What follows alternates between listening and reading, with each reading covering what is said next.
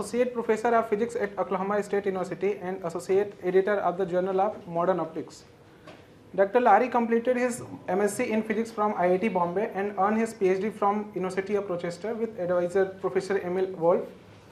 He later continued his research as a postdoctoral fellow at the Institute of Quantum Optics and Quantum Information in Vienna in the lab of Nobel laureate Anton Zeilinger. Early in his academic journey, he was awarded the gold medal and certificate of merit in the National Graduate Physics Examination in 2004. Dr. Lahiri research focused on quantum imaging and photonic approaches to quantum information science, fields in which he has made significant and inspiring contribution. With over 90 research publications, he is widely regarded as a leading voice in the quantum optics community. It is a true privilege to have him with us today. Please join me in welcoming Dr. Mayukh Lahiri. You see that? Okay, that's very good and that's excellent. All right, so my name is Mayukh Lahiri, that's how I pronounce the last name. I am, as you already said, I am from the Oklahoma State University. So I am going to talk about some interferometric approaches to quantum imaging and to entangled state measurements. So first of all, many thanks for the invitation, many thanks for also to Professor Bist for hosting me here for more than a month. That has been a great time I have been here. So let me begin with here first. Oh no, downstairs. The field get more changed. It amplitude can change and its phase, because it's a complex quantity as a phase, that can be changed. And it is essentially we can assign to one magnitude and a phase at each point of the object. So that's usually together called the complex amplitude transmission coefficient. So that's something we would like to find out from our way. So that's essentially what I mean by quantitative transmission imaging. Okay, now second thing is the general goals of quantum imaging. Now it's a big field and it's hard to characterize everything being done, but in a rough sense we can classify the kind of problems people do in two types. One is we use quantum mechanical phenomena to discover new methods of imaging, that's one direction of research, and another is that using quantum mechanical phenomena to enhance capabilities of existing imaging techniques. So that can be roughly classified in these two parts, okay. And my interest which lies in actually, I have to know which one, this one is backside, right? Oh no, so this one, yeah. So my interest lies, current problems are mostly in the first one. So we are using this quantum mechanical phenomena to finding new kind of imaging. Okay, now the challenges. Of course, there are many kind of challenges in quantum imaging, many. That kind of most of them arises from the fact that these experiments works at very low intensity level. So that's one of the problems in general quantum world also, like with communications and everything, we don't have very strong sources. We don't have a laser like that can just give a lot of photons, but which have the quantum characteristic. So essentially in quantum imaging experiments, what happened, the number of photons roughly like 10 to the power 6 photons per second that you detect compared to about say 10 to the power 15 for the regular one. So you can see it's 10 to the power minus 9 times weak than usually people do in regular labs, and brings a lot of issues. One of the main issues that comes is first is detector. So if you go to that level, there is not easy to find good detectors at all spectral range, and in many spectral range there is no detector that one can do. That is number one problem. And you may wonder why we want detectors at all wavelengths, because the information we extract from an object depends on the wavelength of light we shine with it. So thing is the kind of wavelength you shine on it, that kind of information you find, because object property depends on wavelengths or frequency. That is very important to note. So when we don't have detector, that means we cannot probe a wide spectrum of light. That means we do not know a lot of things and we cannot discover a lot of stuff. So it's important to have detectors for wide spectrums, okay. Second problem that is coming, because a very powerful tool used in optics is interferometry. Now in the interference experiment, what happens, there are phase difference between two superposed field, and if your interferometer is not stable, that phase will fluctuate and then your data will become very worse. Why this is a problem for low intensity? Because since you get very few photons, you have to turn on your detector for a long time. You need to have your camera open for a while, and in that time if things fluctuates, and they are very sensitive, I can tell you how sensitive they are.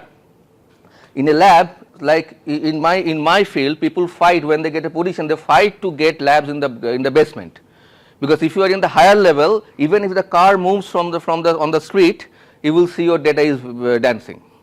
Okay, so it is extremely sensitive, and because of that, even imagine now if you have a camera for a long time, you have to be a very, very stable interferometer for that, right. So another problem is this, that to control phase fluctuation interferometry in this level. So of course there are many ways to address these challenges, but when we looked into some fundamental problems, we found out that we can, as I said, my interest is in more fundamental phenomena. Using some fundamental phenomena from quantum optics, some of these problems can be settled. To some extent we can do something. So that part of this talk is about these two things. Okay. So let me first go to the background. Now we will be talking about interference. So this is starting with so if you haven't come across what interference is, say in 1802 Thomas Young, he taught us that if you what is interference, which essentially means that light plus light does not always mean more light. Okay, light plus light can also mean darkness. So that's the most interesting thing about interference, and it's very similar to knowledge. If you grow, you will see that knowledge plus knowledge may not always be more knowledge. Anyway, so this is where, so this you see the stripe, the bright and dark spot, and science wise we can usually write it by a field. In this case these are scalar fields. So if you add these two, they are complex numbers, and take a mod square, that's the intensity, so you will get a cosine term with the argument here that comes with the phase difference between two. So interference means when we vary this phase, this phi, you go from up to down, sine to, that's what interference is all about. Now when quantum mechanics came in, what happens was there was a big problem, because there was a how we interpret particles in the fundamental level was a very interesting thing, because they may behave as a wave and they may behave as a particle. And Niels Bohr, who was the father of all of this and gave the interpretation of quantum mechanics we do, he said that you cannot do it casually, we have to use the contrasting pictures of wave and particle if we want to understand this. That was Niels Bohr's. Yeah, what is written here, particle or wave, right? You can see, right? So it's kind of like that. Anyway, so what Niels Bohr said, it was very nicely summarized by Feynman. Feynman's book is very, very famous. Feynman's lectures volume 3 is very famous stuff. But what people don't know, the physics he talked about was Niels Bohr's physics. Niels Bohr wrote about it, but Niels Bohr's writing was extremely hard to read. Trust me. Niels Bohr's a paper that you can download and try to read and understand, okay. So it is very hard, but Feynman gave a very elegant representation in his book. Let's look into the interpretation. Why? Because we'll talk about that. So he described it with an electron. So he said that we have a double slit experiment, there are two slits here or two pinholes, and there is a detector. So he said that let's define an event. The event is the electron will start from here and will be detected at the detectors, right. Now there are two ways in this case it can happen. One is it goes through hole 1 or it goes through hole 2. So the idea is if we can distinguish between these two alternatives, then no interference will occur. If we can distinguish, even in principle, we don't have to do an experiment to distinguish them. Even in principle, if the information is out, there will be no interference. But if there is no information, okay, then in the top case, then what will happen? We will observe interference between the two. That's the quantum mechanical interpretation, that whether which way information is available or unavailable. That's how they interpret it. Now, okay, this is beautiful, and of course, when you are seeing with the electron, that's brilliant, because classical understanding of electron was that they will not interfere, right? That's the old classical theory. So when you see electron interfering, people know it's quantum phenomenon. It's like, but the problem with the light is the other way around, because we know light interferes way before from quantum mechanics came in, and there are sophisticated theories also, like instead that's called stochastic theory, which can actually explain most of the you can observe in the lab as long as you measure intensity, like in Young double slit experiment. Okay, so the quantum optics community was not, for a long time when the debate came in, so they were not used to call everything quantum. So there was people and there is reason. So in this community people will call a phenomena quantum only when you can explain by using quantum postulates. Okay? So, if there is a phenomenon and if you explain with classical fields, classical electromagnetic fields, and after the explanation your answer is incorrect, if it does not match with experiment, and then you use the quantum field theory and you get the correct result, then only we call it quantum. Okay, so, in principle one can say everything is falls into the domain, quantum domain, but we usually do not call those quantum that can be explained with classical electromagnetic field. So, when I say a quantum phenomenon, I mean from this perspective. Okay, there are other definitions of what is classical, what is quantum. This is the one I am following as a traditional quantum optics interference community. Okay, so then one example for this thing that I make particularly for the students who did not have background in this optics, one example of quantum or classical phenomenon. So suppose I have a, let us say couple of, so suppose there is a light beam is coming in, okay, and this is a beam splitter. What is a beam splitter? It's a semi reflecting or semi transmitting plate, can be a glass plate. So if the light falls in, part of it will go through and the part of the beam will go other way. So part will be reflected and part will be transmitted. But such a thing called a beam splitter, because if one beam comes in, it's split into two, right? Make sense? Okay.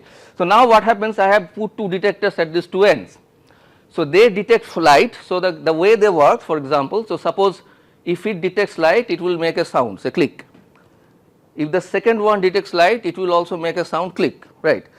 So now we will talk about coincidence measurement. That means we will only keep those data when they click simultaneously, right? So suppose light is falling on this one detecting light and making click click click click click, and the one is click click click click click, but we throw away most of those, we keep only those when they clicked together, right? So that's the game. So that's all called coincidence measurement.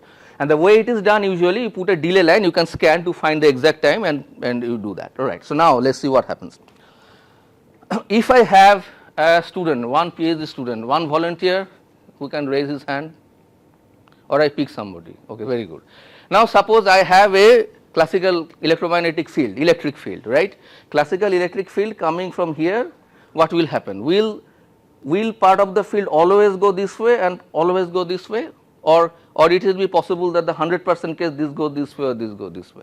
This is a 50-50 beam splitter. If you have a classical electromagnetic field falling on it, it's a 50-50, this is a beam splitter with 50-50, 50% goes this way, 50% goes this way. With a classical field, what you will say that the field will split in two and go in both sides or no? Yes, right? Everybody agrees with that? Yes, very good, that's correct. So what will happen is, that means if I have a class light that is explained by classical field theory, so what I will expect, part of the field goes this way, part of the field this way, and then we will always have coincidence measurement. Very good. Now let us look the other way around. Suppose now I have a very special source that can emit one photon at a time. Okay, now I have another volunteer, another one. Should I pick somebody? I teach in a large class and I have the habit of asking questions who sits in the back. So another one, who can you? You are a student? No, sorry, then you know? Yes. Okay, good. Now suppose if I say I have a photon coming in, one photon. Okay, can you split a photon in two halves? No, we cannot. No, you cannot. Loud. He's get correct answer. So we cannot split a photon in two halves, right? That's excellent. So if I have one photon coming in, that's the quantum stuff. I cannot break it into two halves, right? Let me see what happens. If I have a source that's sending one photon at a time, I won't be able to split it, right? Two will be. So if it happens, either with some probability, either it will go this way or the other way, and we will never have coincidence counts.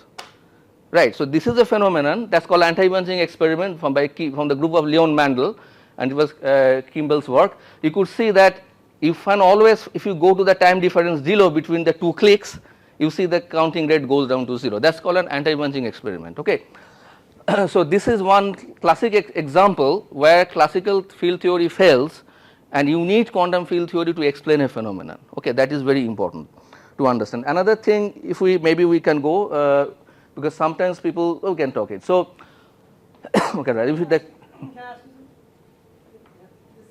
statistics of this counting, what sort of distribution is it? So, you know, it will be it will be sub-Poissonian. It will be sub-Poissonian. Yes, sub-Poissonian. It will not Poissonian actually. Yeah.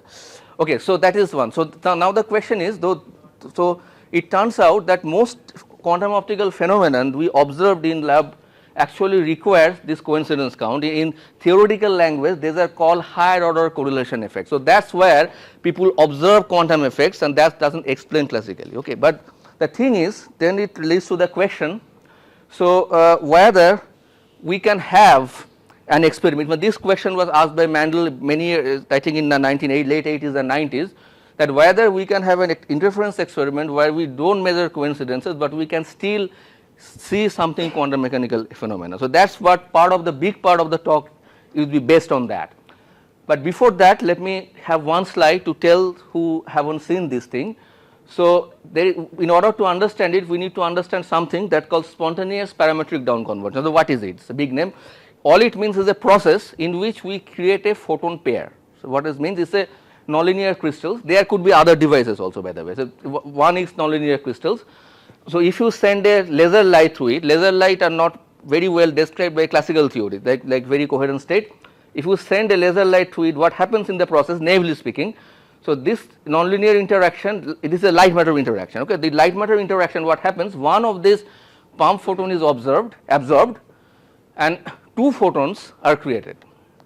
So it the process absorbs one photon and it creates two photons. Now if we look into field theory perspective, of course in the Hamiltonian you expect one annihilation operator for the pump, P for pump, that absorbs it, and since create two photons you expect two creation operators, two and this thing. Okay, so that's how you look into that. In the process the energy is conserved and linear momentum is conserved, also angular momentum is also conserved approximately, but these are two important things. So that is important in the process. So the sum of the frequencies of these two down converted photon, we call them down converted photon, Signal and Idler, if you add them we should get back the energy or frequency of the pump. So that is one of the rules, and that momentum is in vector momentum there also has to be conserved in the process. Okay, that is the two process. This is one thing, and we sometimes write the quantum state like this, two photon state like that. And then second part is just to tell you, it doesn't need to be single mode. Each photon can be distributed over a say over range of momenta, right? So in that case the two photon state is a linear sum with some probability amplitude. So if you take this mod squared, this mod c squared, you will get the probability of detecting, joint probability of detecting one photon with Ks and one photon with Ki. So that's how the naively theory works. So any question on this particular process from, yes? So we are getting two photons here from the pump photons. So can we call the individual photons as a single photon? No, it looks like that, but the problem is if you, it is a Hamiltonian, this is if you solve the problem, it's usually done in interaction picture, because for weak this interaction is very weak. So what happens is you get a series, infinite series. Okay. So this series contains 2 photon terms, 4 photon terms, 6 photon terms, 8 photon terms. So if you look into individual one, they are not really strictly speaking single photons. So but what people call heralded single photon means if you make a coincidence measurement or post selection with the second one, with that case the first one can be treated as a single photon. So that's called heralded single photon. But individually the beams are not single photon. In principle you can generate, if you instead of a laser pump, if you give a single photon Fock-State pump, but that's extremely hard experiment. I don't know whether there was the experiment we were trying in Zeilinger's group, it didn't materialize. I don't know whether somebody did it or not, but it will be a very hard one to do. But that will be a case where each of them will be single photon. Thanks, this is a very nice question. Any other question? Say here. Good, yeah. There is a small probability that the photon will come out without down conversion through the nonlinear crystal. So will it be important to keep that also? There is a probability that nothing will happen. Yeah, that's a very high probability. So essentially in the series the first term is vacuum. In the infinite series the first term is vacuum, second term is the 2 photon, third term is the 4 photon. Vacuum is a 1 photon state. Yeah. Okay. Yeah. But then when you measure it, but the issue is when you measure any of them, you basically dropping the vacuum because that doesn't contribute to this Vacuum thing. is a reference to 1 photon. Yeah, yeah. Yes? So can you explain that splitting of the laser light into 3 modes? Like the Here? beam- yeah, that. So this is here the assumption is we have one mode, like one plane wave move coming in. So, even if you have one plane wave mode coming in, the crystal will not give you one modes. That is actually what happens in reality. This is actually very idealization. If you look into only this phenomenon, this is actually what people see in the lab. So why do we have multiple modes? Like Because that is how the process works. Because you can find out that this condition I gave you, you can find out when you do it, you will find that these individuals are not bound to one. But the fact is this sum always holds. So for example, if you fix one of this, say Ks, say for example here, the partner must be Ki obeying this thing. But in the next emission, the signal can come into another one, but the corresponding white light is usually distributed.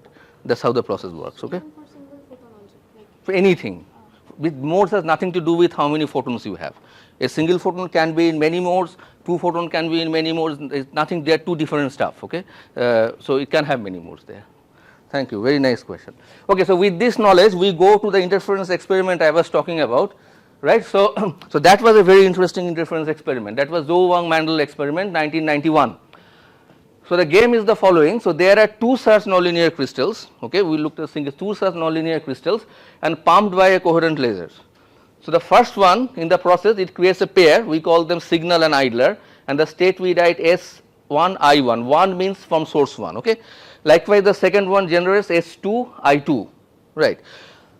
Now, if you pump them like this, the quantum state they generate, that can be proved, you know, the experiment and theoretically, essentially two photon state is essentially the linear superposition of these two terms that they are generating. That is essentially the state it produces. Now, what was the interesting thing about the experiment, that they send the idler field, idler path through the second source, and it can be done because crystals are transparent. So, you can always send the light through it. Okay, and then it aligned with the path of the light, the idler photon coming from the second one. So that is aligned. That is a very interesting thing. Now, when this aligns, it looks like a four-wave mixing. People think there will be stimulated emission, but actually there is no stimulated emission. They can be proved experimentally and also theoretically justified, because yes, there will be stimulated emission, but the probability is its contribution is almost 10 to the power minus 12 compared to what comes from spontaneous in this case. Okay, so if we do that, then what amazing thing happens, let us look at the equation. You know, this I2 is the state from the second crystal. So it will be I1 same as I1, because if I look from here, right here, I do not know if I detect a idler photon, I do not know where it came from here or it came from here, because they are identical. They are identical particles, right. The only difference that we can talk about from theoretical perspective and also experimentally, that there may be a phase difference between the two, right. And this phase in optics experiment is you can control it by putting something in there. You can introduce phase by changing the path length by something. So you can do that. So that is interesting. Now, because if we now substitute back, what happens? You can see that this idler gets common out. Is a product set. It comes out. So we have S1 plus S2, linear superposition of S1 and S2, and with the phase difference, this comes into the picture. So this particular term shows that if we now complete the interferometer, if that means if we now add these two beams here at a beam splitter and look into one of the outputs, we will observe interference, and the interference will can be modulated with this phase that never interacted with the photons that we use to detect find the pattern. So that is a very remarkable and magic like phenomenon which baffled the community a lot and still does, because every time I talk there is a lot of discussion goes on this, and I can talk a day if you are interested to that, but please somebody keep I will be available to talk more about it. But let me tell you the interesting thing, repeat important part. This phase was picked by a photon that was never ever detected, and the effect of this phase is in here in the interference, where from the photon that never ever picked up this phase. Right. What is even more interesting, that these individual states do not have this information at all. You only see it when you look into the interference pattern. That is one of the most remarkable thing about this phenomenon. So next part is, of course, what happens if some puts an object in there, not only phase but also this modulates the amplitude of here. It turns out that very interestingly that so the modulus and amplitude, okay, both goes into the interference pattern. In what way? If we go to the previous slide, see this phase what in the interference term, right, in the interference term right here. That is why the argument of this T, which is the phase, which is in here, right, and modulus of T in the front of this cosine means the visibility of this interference pattern. That means if I vary the if I vary the phase, it will go from maxima to minima. Visibility is given by the intensity maxima minus intensity minima divided by intensity of maxima plus intensity of minima. Okay. So, the I max minus I mean by I max plus I mean. So, that is linearly proportional to amplitude of this thing. Yes. So, here in this experiment are the two pump fields assumed to be in phase with each other? Yes, that is why coming from the same laser. So, they are fully coherent, Okay. 100% in phase. In phase. You can put a phase difference between two, that you will see, Okay. but they are not incoherent, they are 100% coherent, that is the thing. Okay, so this is a very interesting fact, because as you can see that if we have an object, this is interesting thing, if an object, the light that is going through the object, okay, is not detected, and the light that never interacted with the object, okay, it has its complete information. Yes? So I have a question. When you said you have the information only when you interact with the two signal beams, right? But I mean, the signal S2 should have all the information. It's just that you cannot detect it unless you take out the reference, right? There is no reference here. So, So the point is that none of these two individually had this information. So, for example, if you, let me tell you what, if you block this light completely, you will see no modulation of this beam here, absolutely no. So, this object has no, this individually, this photon has absolutely no information of this one.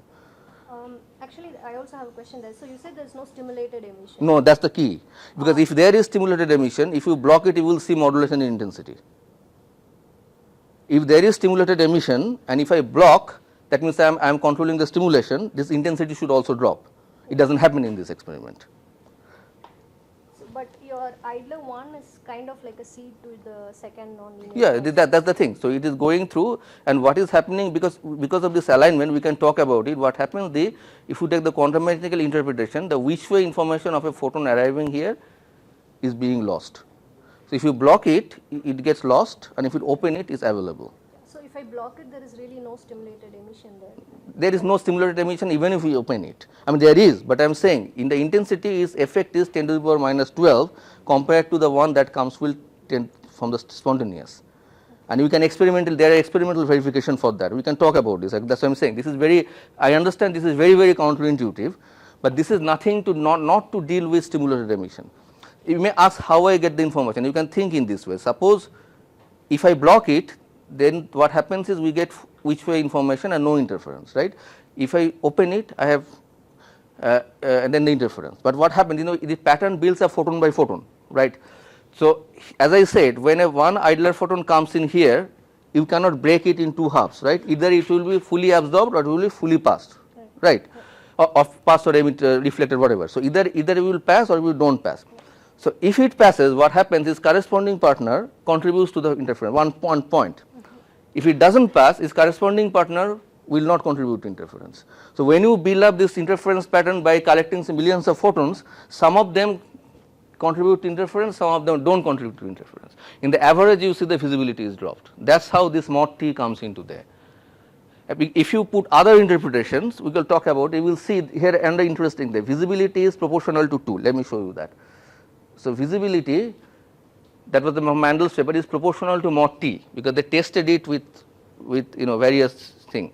And it was Mandel who pointed out that this is the signature that this is quantumness. This is the signature there is no stimulated emission, because if you introduce stimulated emission, you will see this is no longer linear. So, it will bend up. So, this is the experimental evidence that it is only happening from the spontaneous emissions. Yes? Why should there be stimulated emission at all? It's just a nonlinear crystal, it's not absorbing. So why should there be stimulated emission? It's not an absorptive process, right? No, stimulated emission means in the why there should be, you are saying. Why should there be at all? Oh, this is normal, right? Because, sorry, it is because, see, there is a photon pair generation process happening here, right. So, if you giving another mode, so there is some photon is coming, then it natural people to think that it will stimulate on that. Amplification, yeah, but it does not happen because it is so weak that in most of the time when the emission happens here, the probability of having another photon is almost 0. So that's you are calling parametric amplification as stimulated. Yeah, this is not amplification, that is why here, it is only down conversion, that is what you are seeing. Okay, so yes, but you are correct, there is a faint effect of stimulated emission that can be checked, So, if there is a stimulated emission, that effect is in this case is the same order of the 4 photon generation term, that can be tested. You can do the theory, you can find it out, and if you experiment, there was the experiment by O, I do not know, is the Hong Mandel's O. So, he did an experiment later with the stimulated, he found this effect of stimulated in the 4 photon level, much weaker compared to this actually. Okay. Can I just ask you this P of 5 that you calculate? Hmm? So obviously you will have a calculation for finding out this P of 5, and that's done to the leading order. This is the leading order. That's the, and okay. That's the dominating term. That's the dominant. That's term. the dominant one. Yeah, that's the dominant one, and the next one will be it will contain the multiply with crystals gain second order. Second order, and so so what does that do? Cos square. What? So that will you will not see it at all in this effect, because the next term will be like 10 to the power minus 4. So if you want to see it, then you have to. So this is a weak. This is in the limit where the laser intensity is weak. Yes, laser intensity is weak, and the crystals are weak. That's normal. Crystal will lead. Okay. This is usually people see when, like, if you put even 150 milliwatt laser with regular crystal, this is observed actually. So it's like thing. Okay. So yes. So you told the phase change in idler, is it affecting the coherence, because the Which coherence of what? The interferogram, like from interferogram the visibility indicates the coherence. Yeah, it will indicate how coherent these two are. Okay. Yes, and that is it. Yes. So this one affect the mutual coherence of these two. That's what. Okay, all right. So let me move quickly now, since I think this way the one. Yeah, good. So that was from Mandel's way. How I explained it enough. So this kind of alignment is very unique. You know, that is very unique. You don't see it in standard interferometry. So with the name, we use the word path identity, name given by Anton Zeilinger. So it turns out this kind of interferometry we are actually exploring, very recent exploration going on, not much has been done. So it not only for, like, you will see it can apply to imaging, it can be applied to quantum state generation, it can also be applied to quantum state measurements. Okay, so my goal, the little bit time I have left, to see how fast I can go to imaging and all of those things. Okay, so let's move. So first is, let's come back to quantum imaging, and I will be talking about the first how this phenomenon helps us to go around the challenge that the good detectors are not available at all wavelengths. Okay, back to this theory. So in this experiment, we can have two signal and idler photons with widely different wavelengths. So let's take 810, that's when they did the experiment, 810 nanometer, 1550 nanometer. For 810, people had very good cameras at low intensity. For 1550, it is extremely difficult to find good cameras at this wavelength in the low intensity. Now what is interesting? So if I have an object here at 1550, its information, complete information is at 810, correct? So now all I have to do is to retrieve this information. If I retrieve this information, I can have quantum imaging, okay, I can have quantum spectroscopy. Why? Because if I look into spatial dependence of T, it will be imaging, traditional word. If I look into the wavelength dependence of T, that will be spectroscopy. So essentially it is object reconstruction. So it can be done. Very simple step, right? We have the Mandel showed that this information is 1991, and after more than 20 years, a Nobel laureates group realized there is one simple step that you can find out the T from here. Okay, that's 20 years to realize this one simple step. So let's see. So little bit technicality, I will pass very quick. So as I say, I will explain briefly how the image forms, but usually there are two configurations, they are called far field and near field. Terminology, in far field what happens is that we put lenses in the system such that one point on the object is illuminated by one wave vector, one momentum of the photon, because they can be in wide spectrum, different wave vectors coming in, coming out, or momenta coming out. If you put a positive lens and in the focus, one wave vector goes to one point. Okay, sometimes people call it Fourier plane also, because positive lens do a Fourier transformation of the field. Okay, and similarly the camera is also placed at the Fourier plane, that means the far field, where one signal wave vector goes to one point on the graph. That's the far field, and the near field the other way around. Everything the source plane is imaged onto the camera, and let's stick here to discuss this physics, how this happens very quickly. So what happens essentially is, okay, let's try to understand this. So if we let's forget the top equation. So what happens is, let's look at the ideal case like the Mandel's equation. The mod T is there and cosine and this argument T is there, right, at each point, right. So let's see. So if this is in the object, right, so in the object, if I block it, as I said, if I block it, then there will be no interference, right, and if I open it, then there will be interference. So that is the object. So in this cat figure that you see, outside the light is blocked, and the image you can see, this is the area where no interference is happening. Why do I know? These are the two intensity for one maxima and one minima, changing the phase by pi. You see the outside where the light is blocked, in the idler, in signal there is no, it is same intensity, but inside it is going from minima to maxima, right. So that is the show is happening in this way, and then the image is the visibility, that you subtract maxima minima, you get a clean image out of that, right. So that is essentially how it forms, and it's big difference with standard imaging, because you can see that the image in this case is given by visibility of this part. Okay. You can also do the phase, that's give a very interesting phenomena to look at, very interesting thing to look at, that is this is the phase object. Phase means what? It does not change the amplitude, but only introduce the phase to the field. Now they choose an object in their paper that will be almost transparent to 810, because its width was like that 2 pi over lambda times this thing is almost 2 pi, right. So you cannot, this object is invisible to 810, okay, but this is visible to 1550 because the phase is introduced about 2 pi, right. So that's the amazing fixture that shows they found the image of the phase object directing 810, but that is invisible to 810 nanometer, and that shows how powerful this technique is, because as I said, you need to probe objects with different wavelengths if you want to find out, and if you do not have a detector, you have to find a 2 photon source, and there are some crystals that can give you one photon in X-ray, another in visible, it is developing, right. Then you can build this interferometer, this type of interferometer, and you can image and extract object information at a wavelength for which you do not have camera. That is one of the usefulness of this process. Okay, also the magnification, one small thing to tell you, it is a little bit different from regular imaging scheme. The magnification which depends on the ratios of the wavelength, okay, magnification depends on the ratios of wavelength, and this was verified by building two setups, one is 1550-810, the ratio was almost 2, and in this case with the focal length, and the other one is 1. You can see the difference in the image in these both cases. Good. So how much time do I have? Anybody keeping the track? 30 minutes. About 30 minutes. Okay. 25. Okay. Let me proceed a little bit first. So this is essentially what the imaging is, conceptually the imaging is. So I will skip rest of the technicalities of imaging, but bring you to another type of imaging that would be interesting to discuss. So that this is about the second challenge that I was talking about, that the interferometer has to be stable, because we have to keep our cameras for a long time, and in that time phase fluctuates in the interferometer, right.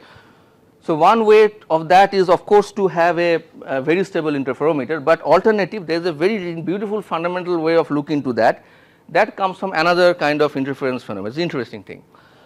So I guess people know about this very famous statement from the book of Dirac, in which he said that each photon interferes with itself, interference between two different photons can never occur. That was Dirac's very famous statement, although of course I do not know, or we do not know what Dirac had in his mind when he wrote it. With the development of quantum optics, we know that is not the case, because we have 2 photon interference, 3 photon interference. So this turns out to be, if we literally interpret what Dirac said, that is not correct. But in Mendel many years ago, when 2 photon interference happened realized, he took into this seriously, and he wanted to really test this with a regular interference phenomenon. Okay, so that was the question Mendel asks, if it possible to observe interference between photons emitted for independent sources. That was the Mendel's experiment. So he looked into it first in 1963. Okay, then same thing with very low intensity light, like in SPDC level in 1967. Okay, and you can see he was in Imperial College when he did the first experiment, and he was already in Rochester when he did the second experiment. Okay, so this is something we are proud about. But the fact is, throughout this is a little bit different technicalities, but with all this thing, he realized something beautiful, and that kind of thing is summarized in a later paper in 1980, it's a theory paper, 1983. And so let's look into what this is in here. It's very interesting. So first, I am putting imaging and the principle together. So let's start. So suppose we have a regular laser we split it by a beam splitter and we again add it. Of course, we know these are fully coherent. So, if we add, we will observe interference, correct. This is called a Mach-Zehnder interferometer. We are splitting two beams, we are putting it together, they will interfere, correct. Anybody thinks it will not interfere? Everybody agrees that they will interfere? Okay. So, this is used for phase imaging technique. So, if you put now an object, phase object that does not attenuate, put a phase, of course, you will see the effect of this thing in the pattern, like because this phase will go in. This is standard interferometry, right, very standard. And if somebody extract this information, that is what people call quantitative phase imaging. So, that is what in interferometry people are doing for a while actually. Now, the question is what happens if these two beams become mutually incoherent. So, come two sources. So, here I labeled it, I modeled it by a theta, that random phase, randomly, very randomly fluctuating time, fluctuating phase. So, that is no expectation value, this exponential, the cosine sign is all 0. So, of course, if they are two independent, standard intensity we observe absolutely no interference, right, because they are two independent, looks like two independent beams, no interference will happen, right. And so, if now somebody wants to do an imaging, one sees nothing out of this. So, you cannot, and this is the problem of the low intensity interference. Let me tell you why, because if you have a low intensity light, if you have the camera open for a while and if your setup is not stable, your data is go like this, your visibility get almost destroyed, you almost get nothing out of that unless you have very stable interferometer. So, now the question is, so but Mandel found out, that was really beautiful, that instead of measuring intensity right here, instead what we measure correlation with intensity correlation. So, if you take 2 points and measure their simultaneous what is called the instantaneous intensity and then make an average like this higher order correlation stuff, it amazingly turns out that this, if this object is specially dependent, its information comes back into this interference pattern. Calculations are very straightforward. You just take electromagnetic field, you put it there, you do the calculation, 5-6 line calculations, and you come across an amazing counterintuitive physics. You know, that was how Mandel figured out in that time. Now, you can also do it with quantum light. This is you can do with this is classical field. You can do it quantum fields, and if you have a quantum state that gives one photon here and one photon here, then you will again get the same thing. The difference visibility will be higher. That's the only difference you quantitative difference you observe in these two cases. Okay. Good thing is they are phase stable, extremely phase stable. Why they are phase stable? Because this, sorry, I should go the other way around. Here, this is interferometric phase. That means the phase gained by propagation, this one, fluctuation, they are all fluctuating, they are dancing. But these phases in this interferometer, in these calculations are absent. So, it does not matter what phase this one picks by propagation, what phase it picks, it doesn't come into the calculation, all come the object I put that is specially dependent. Okay. So, that is an amazing thing, that is a phase stable interference, and but it have the information. So, now this tells us that we should be, I do not know whether you can see, this data is from my colleague's lab, I will show him. There are small patterns visible, and it was this experimental data, and they collected it keeping the camera on for a long time. They modulated laser and did it in this way. Okay, so but of course, what we have to do is to invert. So that's what we did with collaboration with my colleague at University of Warsaw, where we can retrieve phases using this pattern. It is phase stable. We can have the camera on. You don't need a stable interferometer, but you can extract. This is a 1D phase reconstruction, and this is a 2D phase reconstruction. Okay, so that is about the second kind of interferometry I was talking about. Now the third one, now where we are trying to put these two together, this undetected photon one I was talking about, first one and 2 together. Okay, so that's recent work. So the idea is this case, you have two nonlinear crystals and you pump them with two independent lasers or with some some phase difference, random phase difference like here. And now we look into the 4 photon terms, because the phenomenon we will observe in 4 photon. So instead of 2, this one, if you took the 4 photons, there are 2 photons in this one, let us call it signal, and 2 of this here. Likewise here the second one gives 2 photon here and 2 photon here, each gives 4 photon state. We align like the previous one 2 of those, like 2 photons probes the object in this case, and okay, and interfere the 2, but now we make a coincidence measurement like the previous one. Instead of this, we look into intensity correlation, because we do not want the phase fluctuations to come in, right. And if we do that, of course, we find that if you measure the coincidence count rate, we get this kind of interference pattern that is very interesting, and this also will show you why that is phase stable. That it turns out the phase difference between T mode they subtract, and like this they subtract. Now, in an interferometer, what we can do, this phase that is gained by propagation, they are almost spatially independent, almost. So when we subtract, they cancel each other. But if we have an object where we deliberately place spatial dependence, right? So if you subtract, the propagation part cancels, but the spatial dependent part does not cancel. So that is why we have a phase table, but we have the information of the object coming in. But in this case, on top of that, what happens is we are not detecting the photon that is probing the sample. So this is a phenomenon, imaging phenomenon, which is a theoretical work from my group. So there where we put it together to observe this kind of, to predict this kind of stuff. Okay. So that is, and this is my student who is working on this on this stuff. He did some very nice simulation of this phase retrieval using this process. Okay, good. So I know a little bit maybe overwhelming. Any questions from this part? Because last 10 minutes I will switch to quantum state measurement. Yes.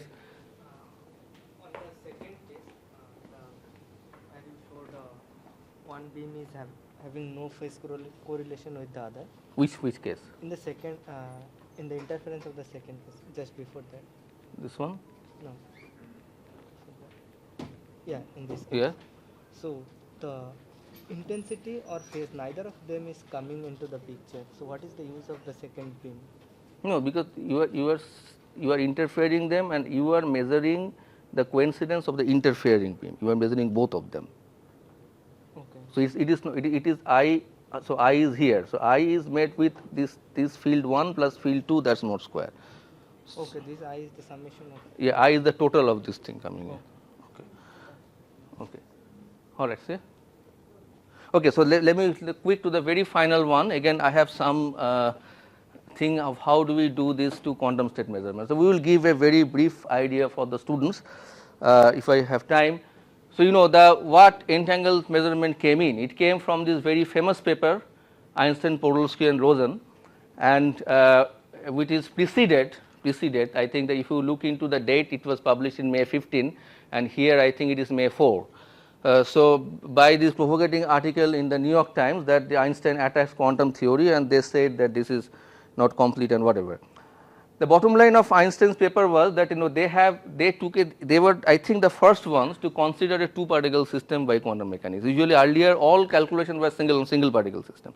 So they took a two particle system and they wanted to study it, and so they said that if I have two particles and then I can send them far apart, okay, and then I can measure one and see what is happened to the other. And when they did the calculation, they found out that depending on what they choose a particular state, whatever may measure first one, the second one is collapsed to one state. Okay. And then they said, okay, if I make another measurement, it will collapse to some other state. And then they argued, suppose I can make a measurement that will put the second particle in position eigenstate, but I can choose to have another measurement to make a momentum eigenspace. And you know that one particle cannot belong to position and momentum eigenstate at the same time because of the Heisenberg uncertainty principle. So they were arguing that it shouldn't matter what I am doing here because they are far away, but I see that I can do such a thing, and they say that's a paradox, and that shows quantum mechanical the wave function description is inaccurate. Anyway, that's something else, but Bohr published a paper immediately where he said that essentially said you are wrong, because when you are saying that I can set two particles far apart, and when I make something and I cannot affect the other, that description does not hold in quantum mechanics. In quantum mechanics, that argument does not come. That was Niels Bohr argument, which of course Einstein did not agree with.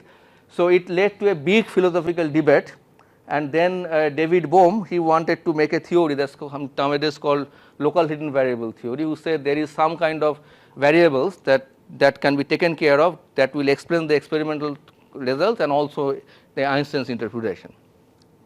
For a long time, it was just theory and philosophy, but then this John Bell, the groundbreaking person, he wrote a paper where he showed that there is local hidden variable theory and the Niels Bohr's quantum mechanics, traditional quantum mechanics, they contradict in terms of measurable quantities, not just philosophy. So you can design an experiment. If you do the local hidden variable theory, you get one result. If you do the quantum theory, you get another result. And now it's become a real physics problem, because then people say, okay, let's do the experiment, and if we do it, then we will be knowing which theory is correct, right. So that was the famous Bell violation experiment, that very famous, and and went to even led to Nobel Prize very recently. That is the one. But the question now is what they were doing. Let's look at this history from our perspective. So what the system Einstein, Podolsky, Rosen considered without probably writing in their paper is they considered an entangled statement, a very highly entangled system. So what these guys were doing, they were essentially characterizing entanglement in the two particle state. That is what they are doing. So these Bell violation experiments are the first kind of entanglement characterization experiment, right. So that is the very starting point, okay. So how, what is entangled in a pure state, okay. If it is a two particle state A, B, the two particle state can be, if it cannot be written as a product in this form, okay, then it is called entangled. And if it can be written, then it is not entangled or separable. For a mixed state, you have a density matrix or density operator, we cannot write them as vectors, then you need to product of two density matrices, but it has to be added with a sum. So if you cannot write it in this manner, that is entangled. So that is the standard definition, but the problem is, even the definition is very simple, the problem is, if we give you a system and say it is entangled or not, it is no easy way to tell it. They look simple definition, but if I give you a system and say whether it is entangled or not, there is no easy way to do that, okay, because the whole field goes on how to measure and characterize entanglement. These are two very many papers, there is good review articles on that. So if you have a 2-qubit system, that is a 4-dimensional system, what happens, there are two things that is mostly clear and agreed upon, that we can talk about largely two kind of stuff. One is the criterion, one kind of criterion, this is called PPT or positive partial transpose criterion, that tells us whether a system is entangled or not entangled. Second, we can also talk about a measure of entanglement, that means how entangled the system is. For 2-qubit system, it is agreed, people depending on different people use different measure, but in our community people usually use concurrence. It is a quantity that goes between 0 and 1. If this value is 0, it is not entangled, if it is 1, it is maximally entangled. So that is true. But let me tell you, when you go to higher number of particles or higher dimension, it is not settled yet. It is very difficult to measure, to say how entangled the system is if you go to higher number of particles and higher dimension in general. So all experiment where people measure the entanglement, be it the Bell violation experiment or the state tomography.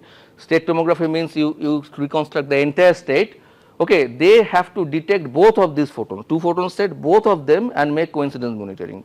Why so? Let me give you a simple example. If you take a maximally entangled state, very simple, maximally entangled state is the pure state, okay, and if I ask what is the quantum state of a single particle in there, you trace out and you will say that single qubit is in this particular state, that is a density matrix. If I now take a separable, fully non-entangled, okay, state, mixed state, 100% mixed state in this form, and if I ask the same question, okay, what is the individual particle is, you see you get back the same state, that is in red.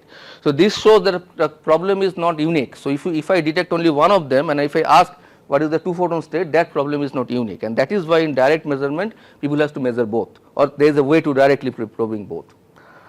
Okay, so with that, the way we wanted to approach this, because we found when we were doing this imaging work, we realized that we can find this information even for mixed state, general mixed state, using this type of interferometry.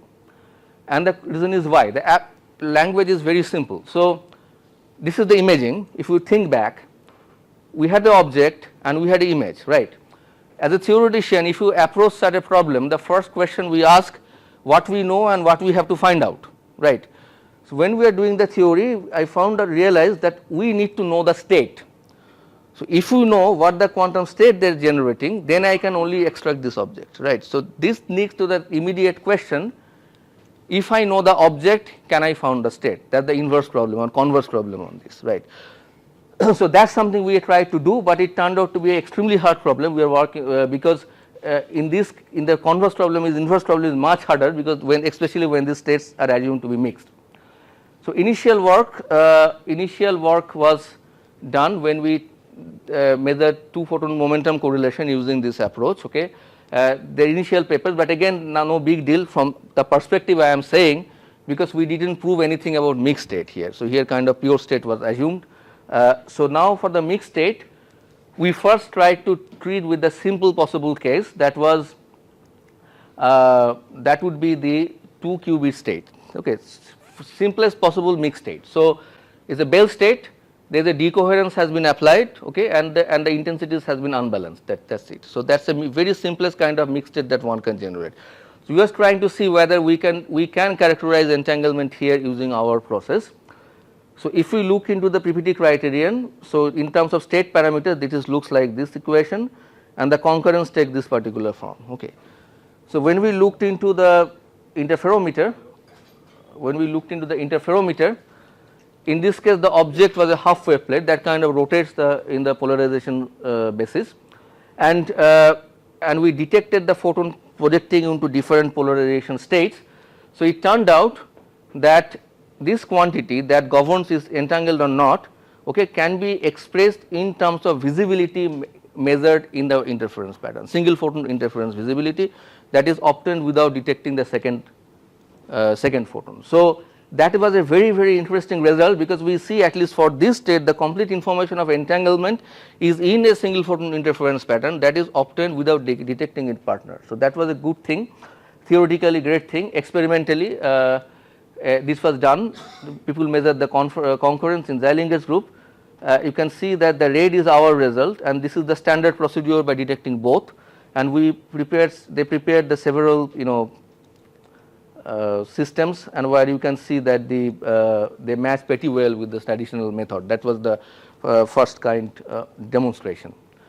Now, then in my group we worked with more kind of states. So, like next one was the generalized Werner states. That means we add noise, white noise to the Bell states to see what happens. So, we worked, my student Shalini did this work very well. So, essentially we found the PPT criterion, and in the end we found out that both this PPT criterion concurrence can be written in terms of visibilities, right. Very nice, but you look at how ugly these expressions are, terrible, it looks terrible, right. So, and as a theoretician you know that this is not going to the right way. Why not right way? Bell state, generalized Bell state had 3 free parameters. The state we did here was 4 free parameters. Okay, general 2-qubit state has 15 free parameters, only 2-qubit, right. So, how do you do if it is only for 3, if it is 4 it like this, what do you do with the rest, right, and you were talking about going to high dimension. So, we had to change the process.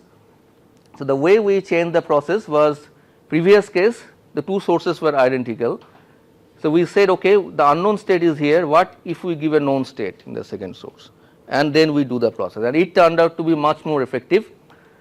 It's recently it was tested on a different context also for single photon state tomography, but yeah. So, we did that with general 2-qubit state 15 free parameter, again my student did this work, and this particular process, okay, let me skip the technicalities, we have been able to find out the magnitude and phase of all density matrix elements, all, that is a state tomography with all of density matrix elements without detecting one of the photons, in theoretically that comes out to be. So, essentially that is what I wanted to say. So, with this quantum interferometry based that gives us new imaging techniques, and I talked about interferometry based entanglement and quantum state measurement. So, we are interested in my group to generalize into high dimension and multiphotonic system, and also we are investigating whether this will be scalable when we increase the dimension and the number of particles. Finally, I would like to thank Dr. Biz for hosting me here for a while. So, in his lab I am very happy to see, and they have already developing these quantum sources, that means spontaneous parametric down conversion thing in their lab. This is the photos given to me by Krishna, I think you can identify him here, and right here, right. So, these are photos were given to me by Krishna here, and so this is something going on, and we are interested, and with their expertise in the nonlinear optics and high intensity light, I think it will be really interesting if we can put our ideas from low intensity group and high intensity group together. I think a lot of new things can be explored, okay. That's why I am very grateful to be here. And finally, my group in Oklahoma State University and my collaborators with whom I worked over this problem. Most importantly, funding. The imaging was funded by the Navy, Office of Naval Research, and the state measurement is funded by the Air Force Office of Scientific Research in the US. Okay? And that's all. I thank you very much, and I know I hurried in the last part, but thank you. Any questions I can answer. The part where you talk about the reduction in visibility with the phase between these two beams. So in case of imaging of some biological matter or tissue. What happened? Give me a second, sorry, I think I missed something up here. So which of the experiments you are talking about? Which of the? Second one, third one, which one? Initially you were talking about the reduction in visibility with change in phase of the Thank you. A slide where you were doing state tomography versus your measured very first experiment. So you had row 1, row 2, row 3, row 5, in the states. For each one of them, the state tomography performed better. Yes, each of them. So let me go there. Any reason for that? Or maybe you said I missed it. You mean here, right? Yeah, right. This is not state tomography. We only measured this quantity. If we wanted, we could do the state tomography in this case. No, the bottom where it's blue, it's written state tomography, right? That is not state tomography. This is the measuring this quantity. Right. Entanglement. Oh no. So this is the regular method. So this one, what happens? People traditional method used to do the state tomography, where you detect both, and from there you calculate this C. So C has a definition like. Okay. So you are finding what row is, then you find. Yes. So the what was done in this here. See, we found some result, right? We had to prove this is this. Yeah. So you do the traditional method and compare. That. So one more question. So if you do measure C, let's say you measure C with your method which you proposed. I measured what? You measure C, this concurrence, right? Yeah, we measured visibility. From there, we found the concurrence. Yeah. So this is the setup. Now, sorry. So my question is that if you do not do state tomography and you definitely show that yes, it is truly entangled or not, can you just rely on your method and say that it's entangled? So what I'm trying to say, do you really have to do state tomography and show that this? No. This is how we present our result. So see, suppose we have we generated a state. We introduce a method that nobody seen before, and we say this is the concurrence. So why people will believe us, right? So if people will believe us, when the existing procedure it gave the same value. So now if I use your method for that was the proof that this method works. Right. Okay, that was the first paper actually. Yeah. Excuse me, also can you comment on what kind of object do you place? Like because I don't see any. I mean, maybe it's hidden, but do you enlarge your beam size or? Here. In general, yeah, the objects you place there, what kind of? So image it must fit well inside the beam, right? So that means you have to in what people do in far field is not a big issue because you have a lens, and if you let in the field, in general what you see is that smaller objects where they demonstrated, it fits in the beam. But if it not, you have to magnify, right? If you magnify to when you illuminate the object, but the problem is then again you have to demagnify when you are putting it through the second crystal, otherwise they will not be overlapping. So the grail is the object has to fit is the beam. If your object doesn't fit, you have to magnify the beam, but you have to demagnify to make sure when you are doing the alignment. And it can be anything like just, and it can be anything like this. It can be anything, anything where we can do transmission imaging, not scattering. Scattering is a different problem. We still don't know how to do scattering in this case. Okay, that's it.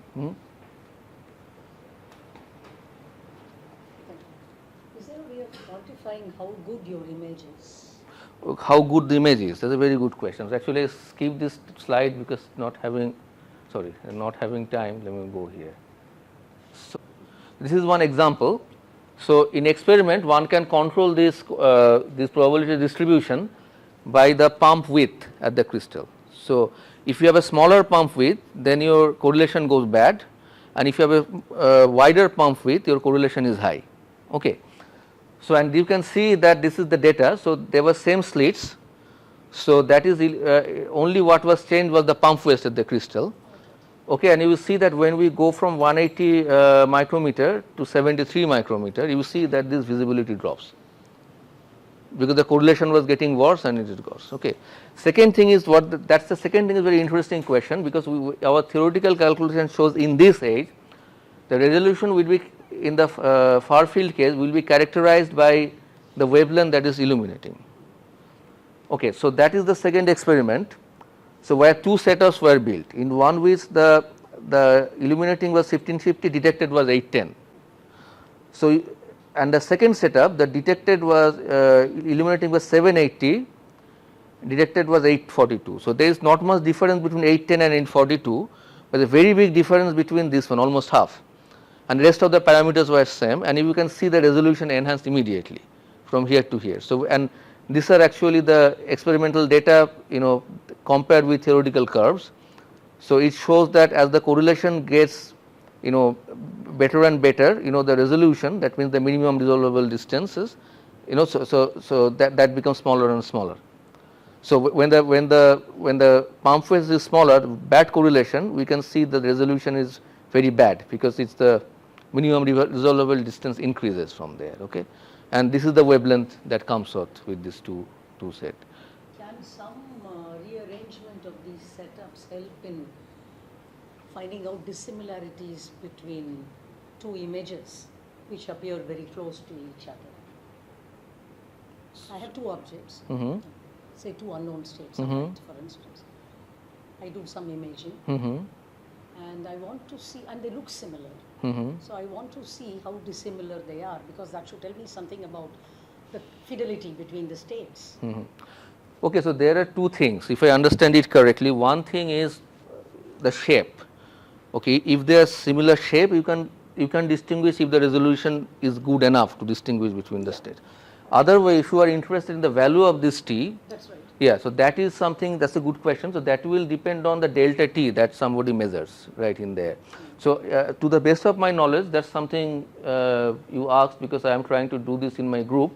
So we are trying to look into the Fisher information, in this case classical Fisher information, to find out that what would be the base delta T that comes out in this scenario, right. So we are looking into that, and but that's answer I cannot give you, but guess is it will somehow depend on this probably, and also the wavelength. But I can give you the answer for the other one, because there we did the, I don't have the slide, but I probably have somewhere hidden. So let me show you this particular one here. This retrieval, we did the Fisher information analysis.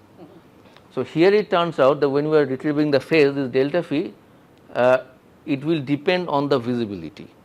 Yeah. So if we have the better visibility here, here you will get the better delta phi, and if you have a worse visibility, classical will give less accurate result compared to the quantum one in this scenario.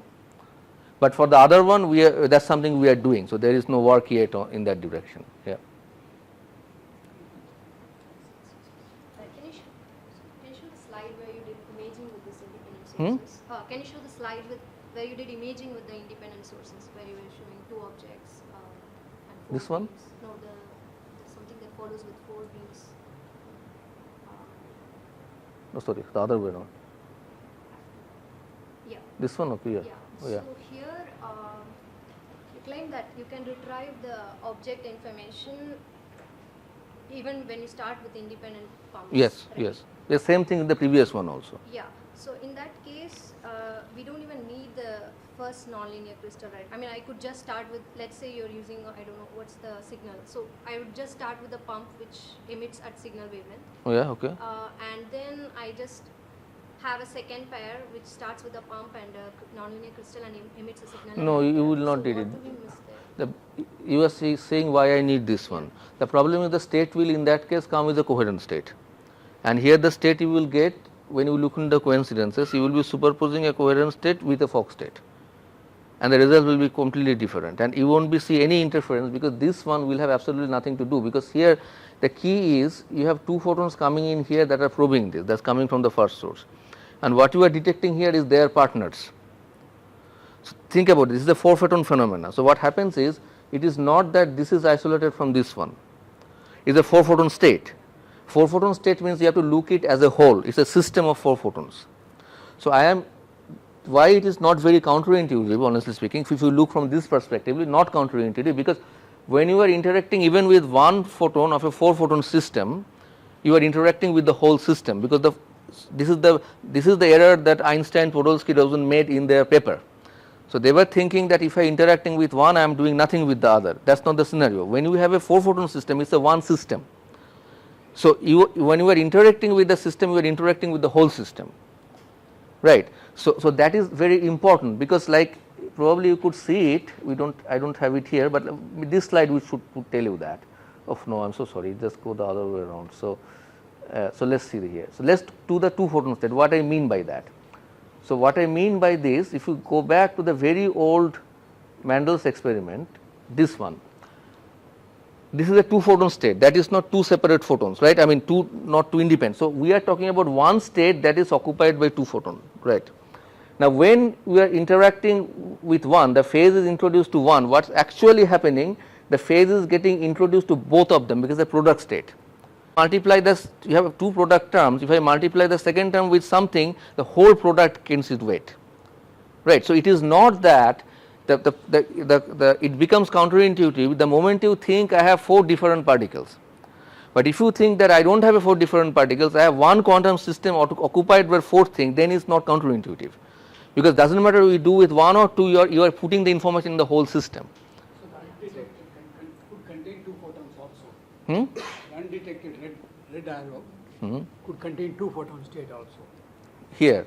Here, yeah. No, then. So your point is, you have a red photon coming from I1 and another I2 from the non-union down conversion. So that's a 2 photon state you are talking about. In this case it's 1. No, what 2 photon I am talking about is S1 I1. That's the 2 photon state, S1 I1. But here also when you come to the red, yes. So it is be in principle 2 photons, right? No, it's not 2 photons. It is either in here or in here, never simultaneously. But how do you have control it? Because you can control it, because if both of them here, you will see that if I block it, this is how naturally works in the low weak interactionism. If both are there, if I block it, intensity here will change. Because see, if I am creating a photon, I am having a second one already present, it will stimulate.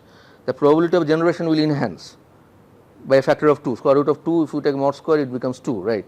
So you will see that enhancing in the intensity here. And you can test this. If you seed it with a weak laser, you will immediately see that this intensity boom goes up,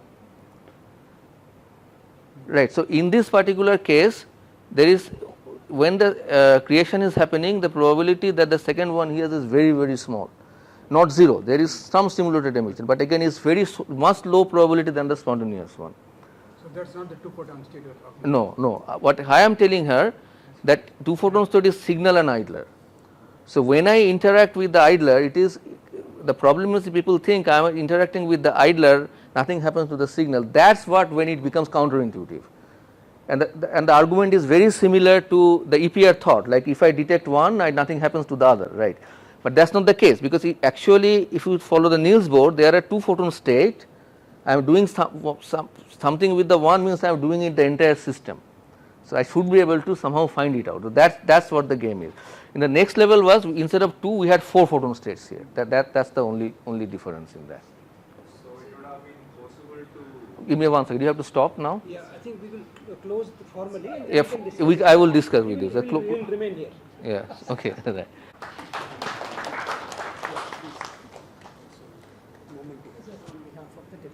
Oh, thank you so much. Thank you. Thank you. Thank you. Yeah, I mean.